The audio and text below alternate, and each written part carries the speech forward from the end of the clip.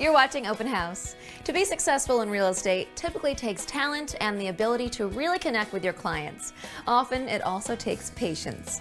Now we're taking the time to recognize two talented real estate professionals who have already mastered those essential qualities and more. They're part of Coldwell Banker's esteemed annual list, 30 Under 30.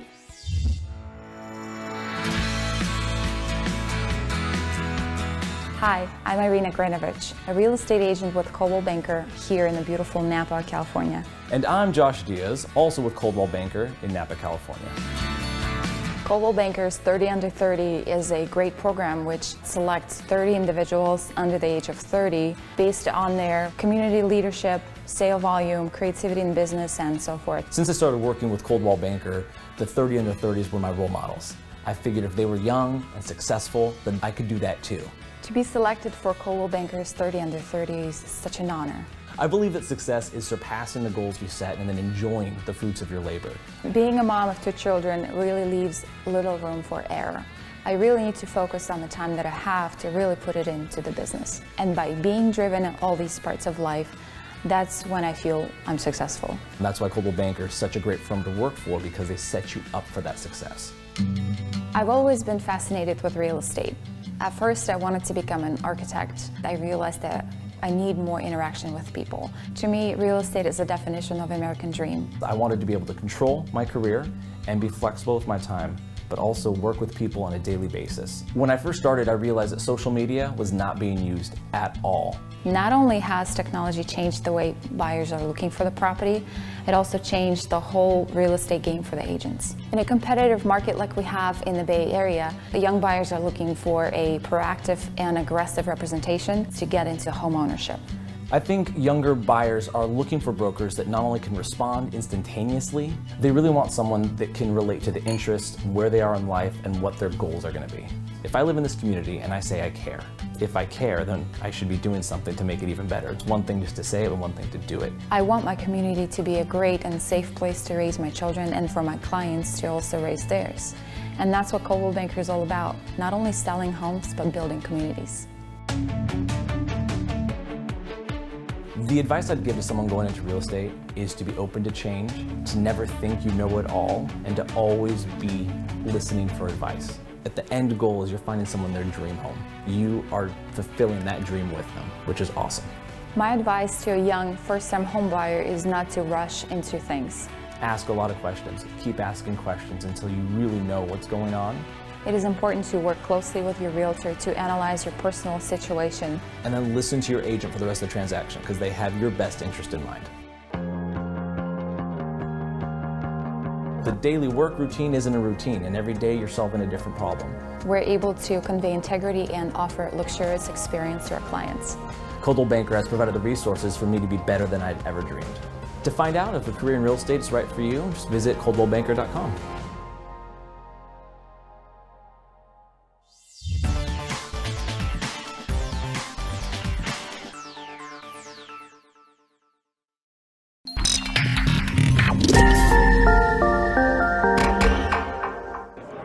Hello and welcome. Dan Siegler is the head of real estate at Google and joins me to talk about mobile. Dan, thanks and welcome to the show. Yeah, thanks for having me.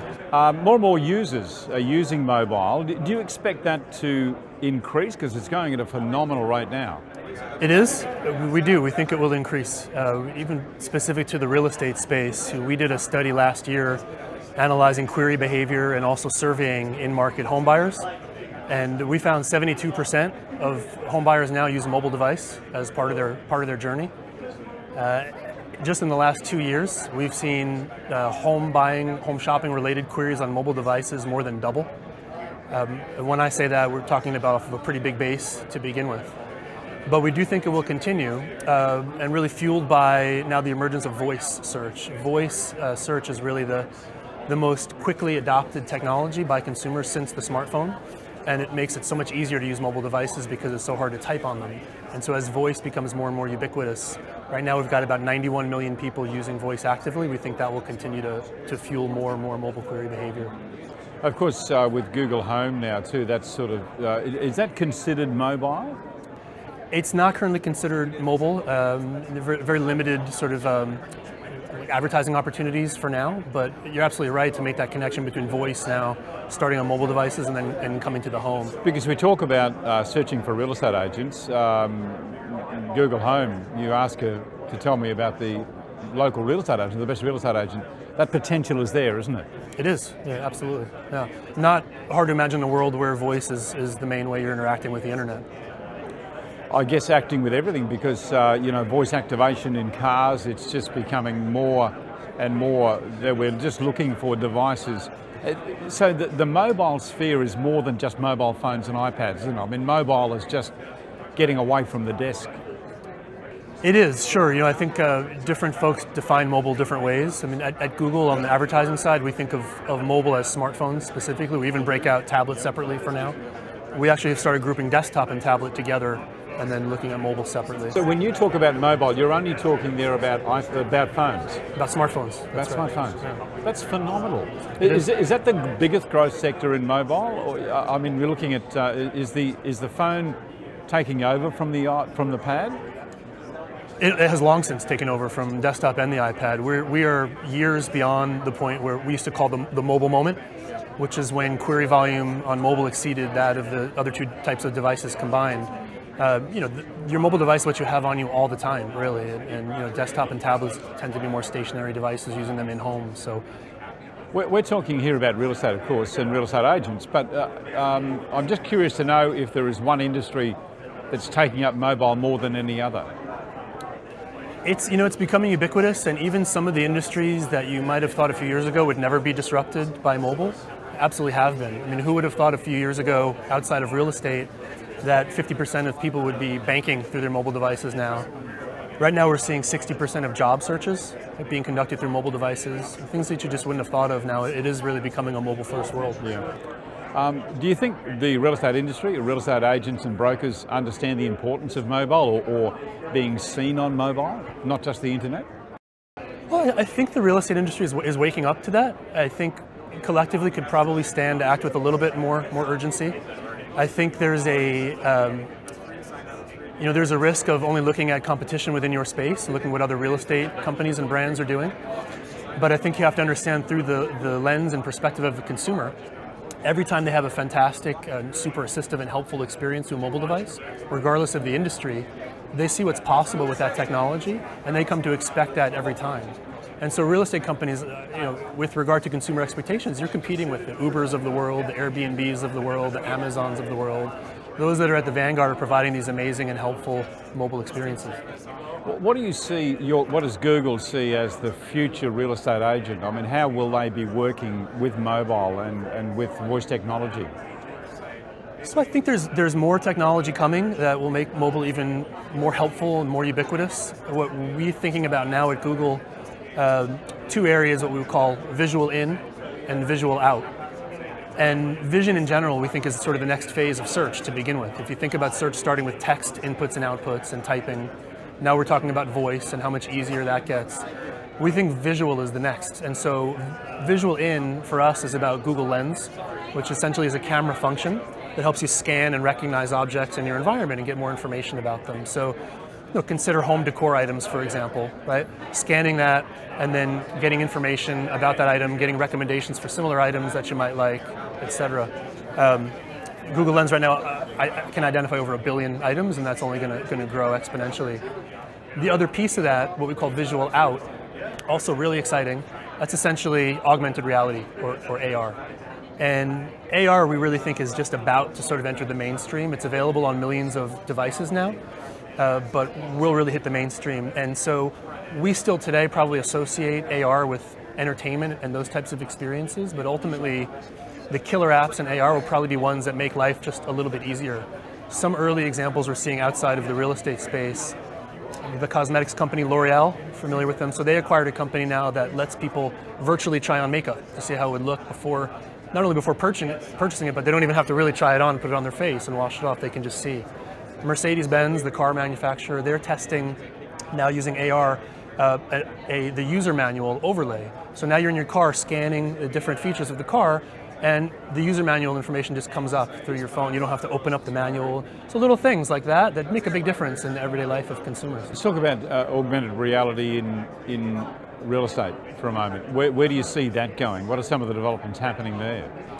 So, I think we're still waiting for the industry to kind of get in front of that technology and innovate and show us how it could be used. I think it's not hard to sort of extrapolate off of some of the home decor and fashion uses we're seeing now and see how that can be impactful in a home, and looking at different features and understanding what you might want and not want in a home. But I think, right now, a lot of what we talk about in the real estate space, mobile specifically, video also, a lot of folks are playing catch up, right? Trying to catch up to existing consumer expectations. AR is really a great chance now to get in front of that, right? Because it hasn't gone mainstream yet. So testing those tools and features and figuring out, as you're saying, what will be those killer apps that we can provide so that we can get in front of consumer expectations and set the bar for others to catch up. Do you find that consumers are really pushing this technology? They're looking for it before it's even there? I mean, are we adopting these sorts of new technologies much faster? I don't. So I think the younger the demographic is, the quicker they are to adopt new technologies. And as millennials now are getting pretty close to the average first-time home buyer age of 32, you'll see that technology becoming that much more important and influential, and then moving upstream into the older demographics as well. Consumers don't necessarily know what they don't know, and so it's up to brands, right, to experiment and get in front of that and kind of show them what's possible. Dan, a quick question on artificial intelligence. What are some of the developments in there that are going to impact the real estate industry?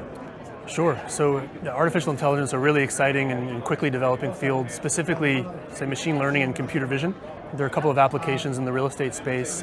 It's trying to predict the future a little bit here, but I think I can definitely see an application in the appraisal process, being able to factor in expected future home value in a way that the current human-only process doesn't really pick up. You can't really get it through comps. For example, trajectory of property tax rates, or maybe recent changes to zoning or transportation laws, right? Being able to factor in that expected future value. I think maybe the primary way we'll see our artificial intelligence changing the landscape in real estate is through natural language processing, which I'm excited for even as a consumer, because in this way, you'll be able to essentially use chatbots to have a natural conversation with a buyer, to be able to quickly and accurately get them to the optimal set of listings. Right now, we're really confined to checkboxes and filters and things that are more binary, that don't do as good of a job and aren't quite as seamless. Natural language processing will be able to differentiate between must-have and nice-to-have items and be able to sort of factor that in appropriately. Yeah. Fantastic, Dan. Thank you so much for spending some time with us. It's a delight to have you here, and especially to be able to talk to Google. I mean, it's a household name, so we're honoured. We're privileged. Thank you for having me. Appreciate it. Thank you very much. Thank you.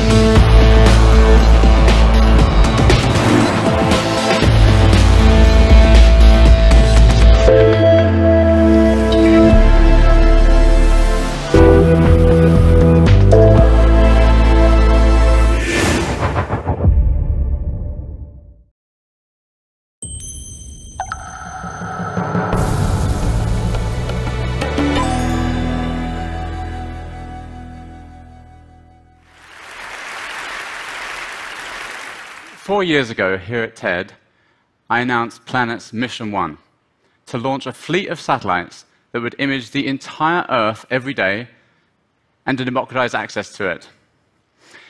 The problem we were trying to solve was simple. Satellite imagery you find online is old, typically years old, yet human activity was happening on days and weeks and months, and you can't fix what you can't see. We wanted to give people the tools to see that change and take action. The beautiful blue marble image taken by the Apollo 17 astronauts in 1972 had helped humanity become aware that we're on a fragile planet, and we wanted to take it to the next level, to give people the tools to take action, to take care of it. Well, after a mini Apollo project of our own, launching the largest fleet of satellites in human history, we've reached our target. Today, Planet images the entire Earth every single day. Mission accomplished. Thank you. It's taken 21 rocket launches. This animation makes it look really simple. It was not. And we now have over 200 satellites in orbit, downlinking their data to 31 ground stations we built around the planet. In total, we get 1.5 million 29-megapixel images of the Earth down each day. And on any one location on the Earth's surface, we now have, on average, more than 500 images, a deep stack of data documenting immense change. And lots of people are using this imagery. Agricultural companies are using it to improve farmers' crop yields. Consumer mapping companies are using it to improve the maps you find online. Governments are using it for border security or helping with disaster response after floods and fires and earthquakes. And lots of NGOs are using it, so for tracking and stopping deforestation, or helping to find the refugees fleeing Myanmar, or to track all the activities in the ongoing crisis in Syria, holding all sides accountable. And today, I'm pleased to announce Planet Stories. Anyone can go online to planet.com, open an account, and see all of our imagery online. It's a bit like Google Earth, except it's up-to-date imagery, and you can see back through time. You can compare any 2 days and see the dramatic changes that happen around our planet. Or you can create a time-lapse through the 500 images that we have and see that change dramatically over time. And you can share these over social media. It's pretty cool. Thank you. We initially created this tool for news journalists who wanted to get unbiased information about world events. But now we've opened it up for anyone to use for non-profit or personal uses. And we hope it will give people the tools to find and see the changes on the planet and take action. OK, so humanity now has this database of information about the planet changing over time. What's our next mission? What's mission 2? In short, it's space plus AI. What we're doing with artificial intelligence is finding the objects in all the satellite images. The same AI tools that are used to find cats in videos online can also be used to find information on our pictures. So imagine if you could say, this is a ship, this is a tree, this is a car, this is a road, this is a building, this is a truck. And if you could do that for all of the millions of images coming down per day, then you basically create a database of all the sizable objects on the planet every day. And that database is searchable. So that's exactly what we're doing.